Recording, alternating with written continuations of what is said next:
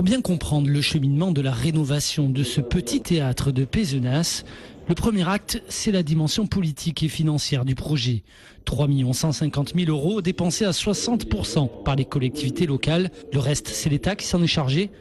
C'est la deuxième fois que Frédéric Mitterrand se déplace à Pézenas pour découvrir l'avancée des travaux. Il appartient au ministère de la Culture d'investir tous les terrains où la culture peut progresser. Et ce théâtre n'est pas seulement, comme on le dit, un petit théâtre. C'est un petit théâtre par sa jauge, et c'est un grand théâtre parce qu'il évoque de l'histoire du théâtre. Deuxième acte, l'histoire de ce théâtre. Créé en 1803, la salle présentait toutes les caractéristiques des théâtres français de l'époque. Chaque ville française d'importance avait son théâtre, un petit peu comme celui-ci. À son apogée, il pouvait accueillir 500 personnes par représentation. Pour des raisons de sécurité, il fut fermé en 1947. Suzanne a eu la chance de jouer sur cette scène. Elle n'avait que 5 ans à l'époque.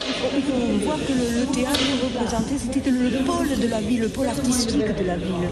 Et vraiment, tout se passait dans ce vieux théâtre. Dernier acte, la restauration qui se veut à l'identique. Dans un premier temps, il a fallu consolider les structures fragiles comme les balcons ou la voûte, puis restaurer les décors et le mobilier, et enfin recréer un grand lustre pas encore installé à partir de catalogues de l'époque. On est allé aux Arts décoratifs à Paris, à la bibliothèque, pour essayer de retrouver ces catalogues. Et sur cette base-là, sur la base aussi de ce qu'on avait dans le théâtre, c'est-à-dire tout ce qu'on a ici, ce qu'on appelle les girondoles, donc c'est les appliques qui sont fixées au niveau des balcons, on s'est inspiré de tout ça pour créer ce lustre, pour essayer de retrouver ce lustre qui existait jadis. Les premières représentations auront lieu du 15 au 24 juin dans le cadre du festival Molière dans tous ses éclats.